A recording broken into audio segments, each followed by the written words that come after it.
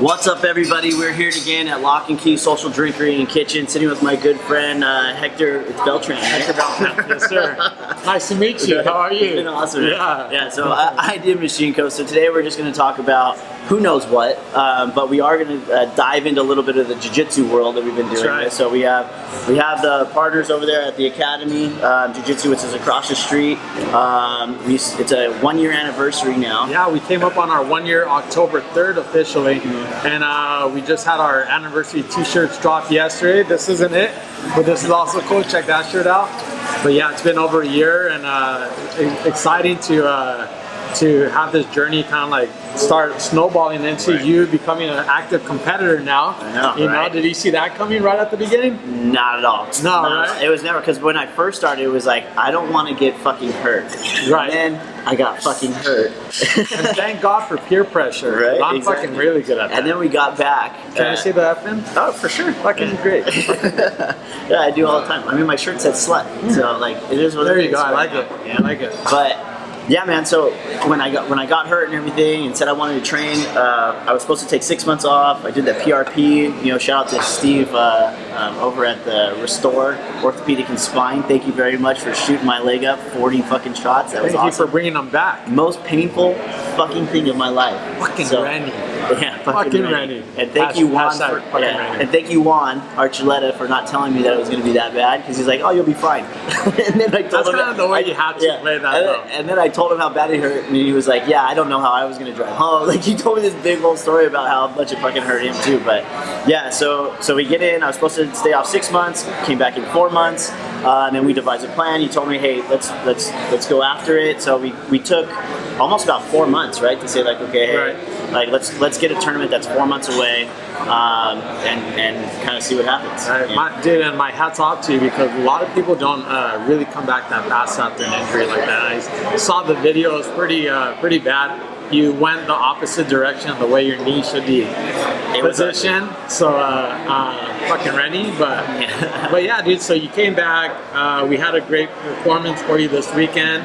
Congratulations on that. And what was that like, getting ready for the tournament? I mean, it was interesting, because I've never had to do like a real weight cut or anything before. So that was different. How much weight did you have to cut? I lost 13 pounds in a week. Wow, 13 pounds in a week. Okay. In a fucking all right. Yeah. That's respectable. Yeah, that's respectable, especially for your first weight cut. Yeah, and it was nice too, by having Juan, being able to text him and telling him what I was doing, what was going on, and that really helped out a lot. So no biggie. Let me have a world-class MMA champion help me out with my weight cut on my first time. Yeah, I mean, you hacked it. You hacked the system. It was a cheat code. It's not supposed to be that simple your first time. You're supposed to make all the mistakes, get diarrhea every day leading up to your event.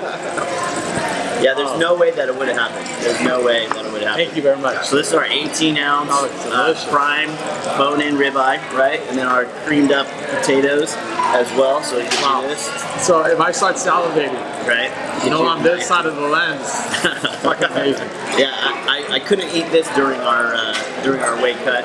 I was basically just eating 4 ounces of steak, eggs, some asparagus, and that was basically about it. I could have blackberries, strawberries, those things, but like I really couldn't eat a lot. I was still eating about 1,700 calories, which is pretty good.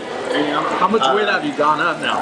I weigh 165 right now. 165. And how much did you weigh in it? I weighed 151. There you go, folks. It's possible. If Marc could do it, so can you. And I still kept just amazing how much water you actually retain. Oh yeah, too. We're camels. Yeah, we're camels. You don't ever think about it, but you're just constantly. Especially in our society, we always have something in our hands and a bunch of sodium and everything, so we're retaining a ton of water. Yeah, that was the thing that I couldn't have. Is I could season with pepper, but I couldn't have any salt at all. I could have salted butter, which is stuff that we use here too as well, but I couldn't have any extra sodium or anything in it, so that was interesting. But that was definitely the hardest physical thing I've ever done in my life, for sure. Was not the wake up, but the actual tournament.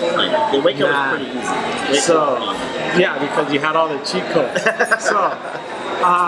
So yeah, I ran up into the middle of your first match. So there's an issue where Marc was supposed to start at 2 p.m. I was closing up the academy and cleaning up, taking care of talking to customers at the end, and just time kind of got away from me. But I said, I'm okay. I'll get there with 10 minutes to spare. And they started up 10 minutes early. Right.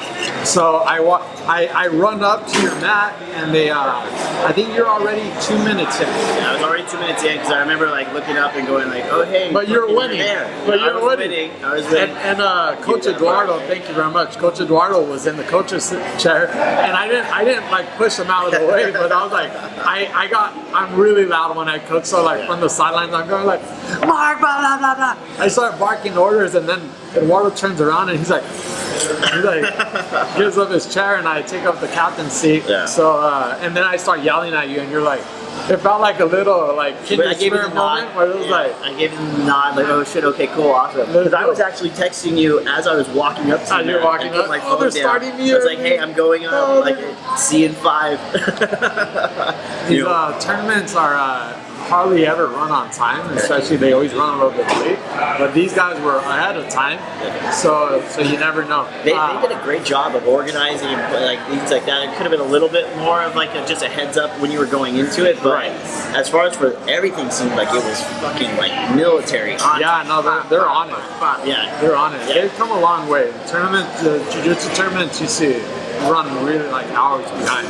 But so tell us about your first match. How do you feel? Was you won that one by 12-4 by 12-4? points. Yeah, 12-1. That's right. 12-4, sorry, by points. Good domination. And well, I mean, just going into it seemed like I played baseball and I treated it as like a bottom of the ninth type bases loaded type thing with 2 outs and had to bat and you got to get it done.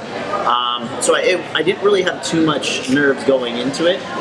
But as soon as I got on the mat and everything, it was like it was a real thing. And then shook his hand, shook everybody's hands, and then as soon as I shook his hand, I was like, "Fuck!" Like I know I told you that. I was like, dude, it feels like when you grabbed me, you know, it was like one of those things. Like he just felt like a cinder block. Like, you're right. You could tell strength and everything else, but from that, some people do that when you go to shake hands for your match. They give you like the death. They give you like the Donald Trump, like I'm gonna fuck you up, right? They give you like that whole thing, but you never know. Some people, I've shook in their hand and felt intimidated when they shook my hand like super strong, and then I whooped their ass. And then there's other people that give me that little like soft paw, that like weird clammy handshake. you want to like cup it, and they're tough as nails. Yeah. So they like people psych me out all the time. Yeah. There's so many mind fucks. It's so much. There's so much psychology going on. It was crazy. So we basically, and the ref at that time, we didn't even know he said go. So we like looked at each other, like, all right, well here we go. All right. And started kind of going into it, and then immediately went into like a lapel drag and got into half guard and stayed alive for 5 minutes. 5 fucking minutes. It's basically doing one pull up For 5 fucking minutes. For 5 minutes. If you want to know what it feels like, that's what it feels like. do 20 burpees and then jump up and do a 5-minute pull up. I want to go back to that part where you said you didn't even know the match started, because it's just in your head. You built up the tournament to be in any competition you ever do. If you go on a 5K, some people psych themselves out for that. But you're like putting this in your head. I gotta fight this stranger I've never met before. I don't know what to expect. I don't know where I'm at, what's going on, and it's just kind of. And then in your head, you blow it up to be like almost like you would expect it to be like a Jean-Claude Van Damme movie. Are you ready? Are you ready? Let's fight up. Kumite! Let there be blood. Let there be blood. But like in reality, it's like. Yeah, you're good. And you're like, all right. Yeah, I was a little quiet, and I remember looking at him going like, oh shit. Like, this was my first tournament, and Pablo, the guy I went against, and we ended up having like a good conversation afterwards and talking, and that's what's so cool about this type of sport, is there are so many, like, you can roll around and definitely people are try to maim and hurt and choke out and tap out and all those other things, and then you can stand up and say like, hey man, great match, and wow, you're so strong and this and that. That's what I do. Like, it was pretty cool. So cool that you had that takeaway right away, because I competed in another sport. I raced mountain bikes, and people are far more douchey. Motherfucker. Like, you have so many people where you're just like all right, motherfucker. Right. Like you're lucky this is fucking cycling. All right. Because people are fucking shitty and snobby, and then and like fighting, where you know you'd actually expect there to be more personalities. People are just like very respectful and like, hey, thank you for the match. You know, they shake your hand, give you a hug. It's totally different. Like it's all culture based. You know. Yeah, it was way different. You know, and I think I'm super thankful for that. But yeah, that first match was crazy. Like going into, you know, winning 12-4, looking up like I had a minute left. It was like already up 12. I didn't even know I scored any fucking points.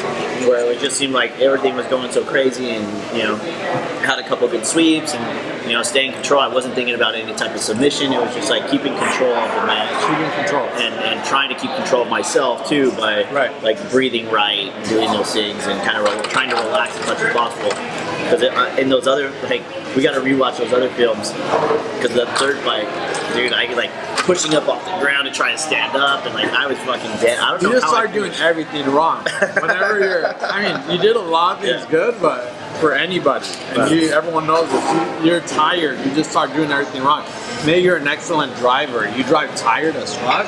You're gonna make a lot of mistakes. Right. You know, jiu-jitsu. You're in the other lane. Yeah, exactly. You're like swerving all over the place. You're like falling asleep, trying to get home with a long weekend in Vegas. You know, you're trying not to die. Right. You know, kind of deal.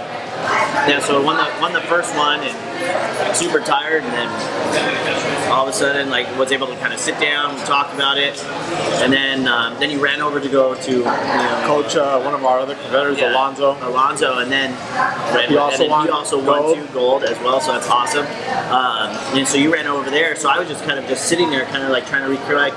And I remember going like, oh, okay, cool. It was almost bad that I won 12-4. So it was almost like, okay, I get it, I understand, and which is the worst fucking thing to ever think, you know. And then I said to myself like, okay, well I'm gonna try a De La Riva. Oh yeah. Sure. I'm gonna try a whole totally different. I just put on my strategy out there and and do something I learned yesterday. Yes, the butterfly. Yep. So I was like, okay, well I'm gonna try this, and that didn't work out very well at all. No. Got skunked. Yeah. I did score some points, so fuck that ref. But yeah, it was that was a super humbling moment too, as well. It was like, oh shit, like okay, like you know, and then you coming into me going, what the fuck are you doing? I just knew we had to regroup. I'm like, all right, error, like some shit. There's some bugs in the code, and we're like, all right, let's figure it out. It was bad. I couldn't breathe. Don't fucking do that. Why are you doing that? All right, cool. Oh, he's strong. Well, you're fucking stronger. You know, it's only that perception thing. That thing, like, no one. We can't feel ourselves. We only feel the other person, and if for whatever reason, if we're playing, especially in jiu-jitsu, if you're playing something that's not as a powerful technique or position, then of course you're gonna feel like you're not strong. So there's a couple of different things going on, and one thing when you got off the mat and you were defeated in that second round, I just knew it was just like, all right, let's get the mind straight first. Right. Let's get the mind straight and kind of like recalibrate and look at where we need to initiate the match in the next one, you know. But then it was like we lost our lead. We were 1-1, and it was just like, all right, it was do or die. It's game time now. Like this is like there's no dicking around. And yeah, immediately once I was trying to play that other game, and then you started talking to me, I was like, oh yeah. And I said I was trying something new. You're like, don't ever try fucking something new. Like work and stick to something that you know that's going well. You know, improvise during the match, but don't go away from your foundation. You know? Well, especially at your level of jiu-jitsu. Idiot level? The white belt level. But anyway, so there's a couple different things, even psychologically. So I brought up something that I learned roughly around at your level of experience, which is people tend to mirror image fight. So if I push you in a street fight, you're going to push me back. If I punch you in the chest, you'll try to punch me in the chest. And if I punch you in the head, then you're like, all right, I'm punching in the face, you know? So it's like whatever people do, someone's going to mirror you. So he grabs certain grips and try to do certain things, and then you start doing exactly what he's doing to you back at him, which is not the game you play at all. That's not what you do. So immediately we had to take that away. We had to take the learning experience that we got in the second match and apply that to the third. Regardless of what he does, do not mimic him. Okay? Because you're going to get set up, and you're also going to lose that because you don't have that many reps practicing his game. You know, play your own game. That's how the third match started. Like, he did something, and I did the exact same fucking thing. And I remember like looking over, like, oh, yeah. And so then I'd smack it with the other hand, like being ready to do something different than he was doing. But I was fucking tired by that time. Yeah. I was super tired by that time. But and like, he was still like 4 or 5 inches taller than me. He was tall. And he had a super long reach. Yeah. You know, super long reach. So for me to even try to get in on his lapel, it was tough. Yeah, I had to almost wait till he grabbed me for me to be able to get in close enough to go, you know, and shoot in for my you know, my guard pull. But yeah, I mean, it worked out well. I was tired. I remember looking up and, you know, up 4-0 with like a minute and a half left, going like, I am not going to do a goddamn thing. I'm just going to try to control the match, not really move too much, not put myself in a bad situation, which I did, like right at the fucking end, and you know, just trying to hold on.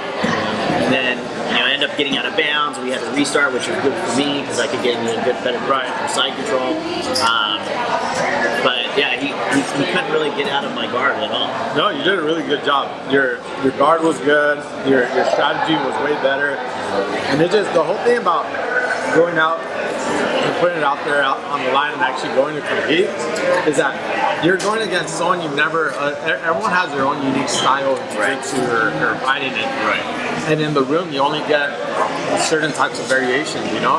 And the other thing we have to look at is the gym where he was from, they played a particular style of jiu-jitsu, and I like to think about like every school is like their own tribe, their own culture, and like that tribe over there plays the De La Hiva guard really well, and that tribe over there plays the spider guard really well, and the closed guard over well, and this one. So you're used to this particular style, having had never competed before.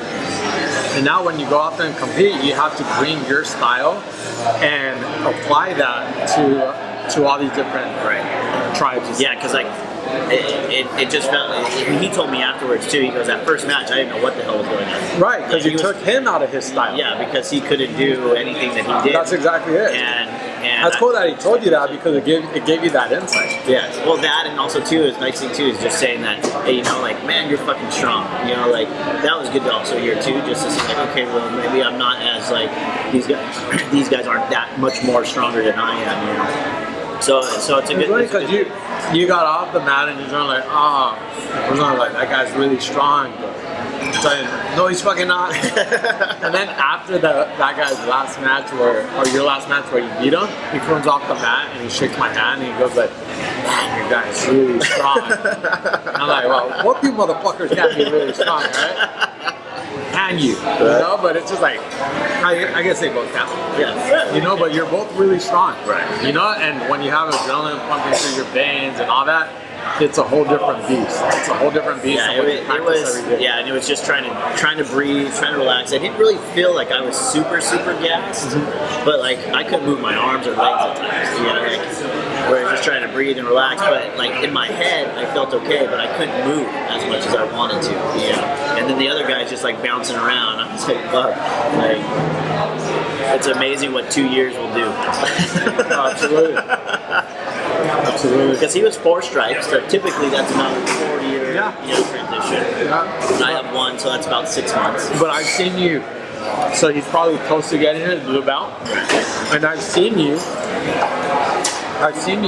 sweep and positionally dominate blue belts before in the room. When you play your game, you got a game that's been developing really fast, and you have a lot of potential. You have a powerful half guard game. Thank you. And Yeah.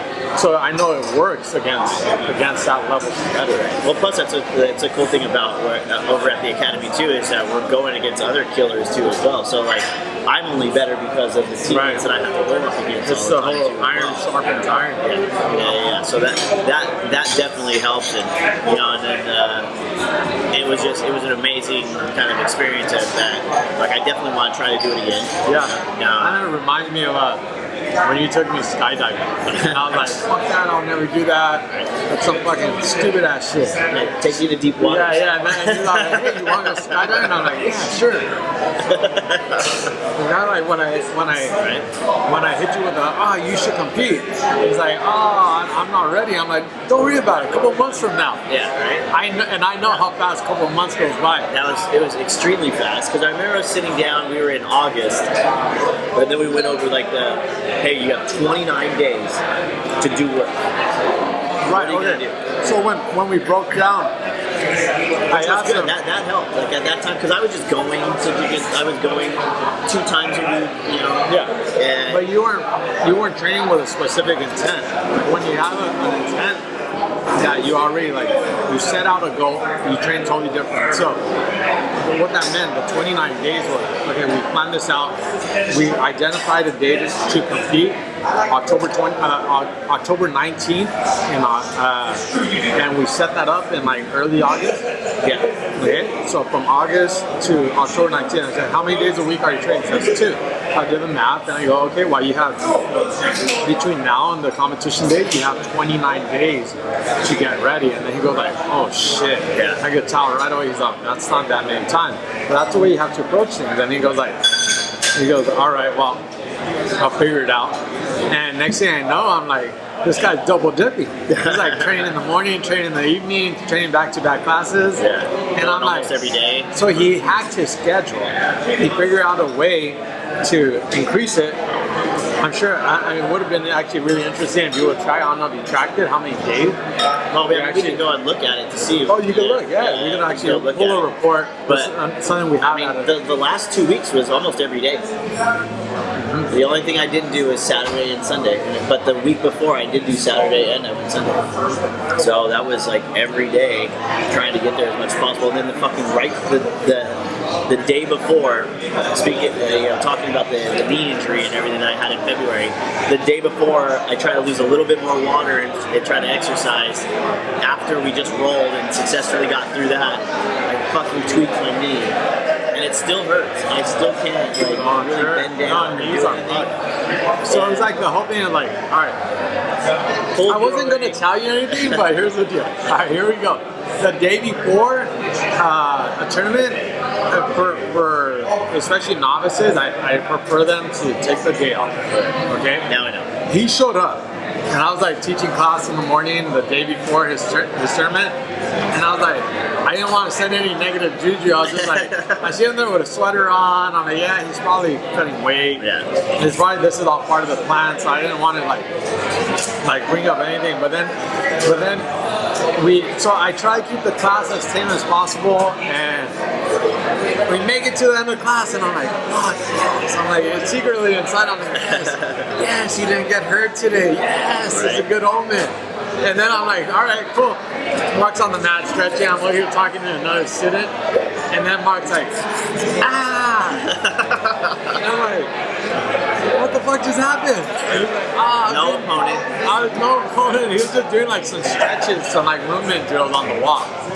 And he's like, I hurt my knee. I think I just fucked my knee up. I'm like, no fucking way. And I'm like, God, but. So it's just like, all right, dude, just rest and ice. You got but at that point you have like less than 24 hours to the tournament, and it only gets worse the closer you get. Whenever you hurt yourself, especially knees, like it's the inflammation that gets you. Oh yeah, it was ibuprofen, ice. So the ibuprofen, man. Yeah, that was difficult. And then I still had to ride my bike at night too for another hour just to be able to get down to the weight that I had to get down to. And I woke up early, and basically I was 8 ounces over. So it's like a 10-minute, jump in the sauna. Nothing. Perfect. Got up, went right over there, weighed weighed in, came back home, ate steak and eggs, and I was immediately 160. You know, just bounced back right away. Man, that's awesome. And then yeah, they competed, and it worked out really well. You know, I was happy. You know, I was definitely happy for sure. Like, you know, I had friends show up and everything too, so that was nice. The whole game My plan, family was there. the whole game plan came together, and it's nice when that happened. So the other thing was like, I think I might have told you like right away or something. I always like, as a coach, my whole thing is like, it's always like, all right, win or lose, if you had this, if you lost, would you still have the same like appreciation for the learning you had to? It's like the whole thing, because what about the other guy? And that's going to be us sometimes. There's not like, Jiu-Jitsu is not like, yeah, Jiu-Jitsu, you're like debut, and then in your head, you're like, you put all this weight on your debut match. I have certain people that go out and compete, and I've had losing years where I pretty much lost most of my matches, and it's just like, the day you start, like leveling up and going against tougher, harder opponents, and you totally have to have that like that mindset of like, I'm here to learn, I'm here to get better, and right now I'm just like some days you're gonna have really tough days, especially if you have like a single elimination tournament and you compete in, you might lose your first round, it might feel like a loser. If you have the wrong mentality, you're not gonna last that long on the competition team, and you're not gonna give yourself that opportunity to develop. And like this applies to anything in life you're doing. Like you try any venture, you try to open up, open up the gym, anything, and here opening up the gym was like it's just like this huge like team that came together with a bunch of different skill sets, and we're like ready to make something happen between like everybody and their amount of experience and their own individual adventures applying their expertise. But if you're like a brand new out of college person that doesn't know shit yet, or even straight out of high school, and you're just trying to like figure out what to do. If the first thing you try flops, and like then you just gotta keep fucking cracking. That's the thing that I like about it the most. Is the overall learning the chess match, of the thing, and being able to come back. Like it's the only martial art really that you can go and do full speed. You can do full speed. It's gonna hurt a little bit, but you can still go full speed. You can't do it. You can't do that with full speed. You can't get kicked and punched full speed every fucking day. You can go out and do a grind. It's gonna be tough. You're gonna get nice little finger joints, but other than that, like you could practice every day, which is a pretty cool thing. No, it's awesome, man. And I'm glad you're on the journey. Next, we gotta get your Juan Archuleta shout out to get him a MMA match somewhere out there. He's ready. He's ready. I can't even kick. I can't even pick up my knee right now. That's what Juan's for. I've seen Juan. Yeah, right. I know he has all the cheat codes. We'll see. He has all the cheat codes. Help you cut weight real nice. Get you a nice matchup. Someone soft at Bellator. Come on. Yeah, we'll see. Maybe one day. Dude, what about? I've always said I wanted to. When I was 25, that's what, like I wanted to go into that route. But right now, I don't see that happening. All right, universe. Throw it out there. Throwing this out there to the universe. Try and get a matchup with another restaurant owner. If you're a restaurant owner and you train MMA, fuck it. If you train karate and you want to fight, we're doing different styles now. Bring it. Stop talking about it and start being about it. We're here. We're ready. All right. Well, you just threw it out there. We'll see what happens then. Just show up. Just show up to the front. Just call them out. No, I'm just kidding. Let's do it right. Yeah. No, it has to be something. Within the how much you weigh walking around right now? Right now, 160, but I can get down to 150. All right, guys. We do like a catch weight, like 153.7. Kind of like in betweener. Is there gi? No gi? You're not a big boy, but you're not a small boy. Right. It's kind of like there's very few humans that are my size at my age. We can find a couple of the now the internet's getting right. Now it's out there, so we'll see what happens. I'll push some sponsor ads. Awesome. Yeah. Yeah. Thank you for throwing throwing it out there down. right now. Yeah. But yeah, man. So we had we kind of had the food brought out, and it's like that's what's nice about like coming out and bringing and talking with somebody that you know. You just kind of go right into it and everything. So today we had the 18-ounce, 35-day dry aged bone and ribeye. Fucking delicious. Green potatoes, everything was good. Medium rare, even though he wanted medium. Nope. And we're back. And we're back. That's a fucked up thing about doing using the DSLR. So I gotta get an actual video camera so you can do an hour-long show. You know, because every half hour that's how they get you. They don't want to pay it, so now it's not a video thing. So, but awesome, man. Thanks for coming down. Dude, absolutely. Thank you so much for this amazing steak. Again, this is a 18-ounce. 18-ounce bone and ribeye. Yeah, Wow. dry aged 28 to 35 days. Oh my God, I'm wet. Prime. Wow. Super prime. Amazing. It's always good. It's always a pleasure, man. Thank you very much. Check out the Academy, JJ, Hector Beltran. You want to let everybody know how to get a hold of you? Yeah, so on Instagram, at Hector O. Beltran. Also at Zombie Combat Protocol. Also at Academy JJ. Check it out, guys. We'll see you on the gram. Yeah, and hopefully on the mat. You guys have a good one. Peace care. out. Awesome. Thanks, sir. Yeah.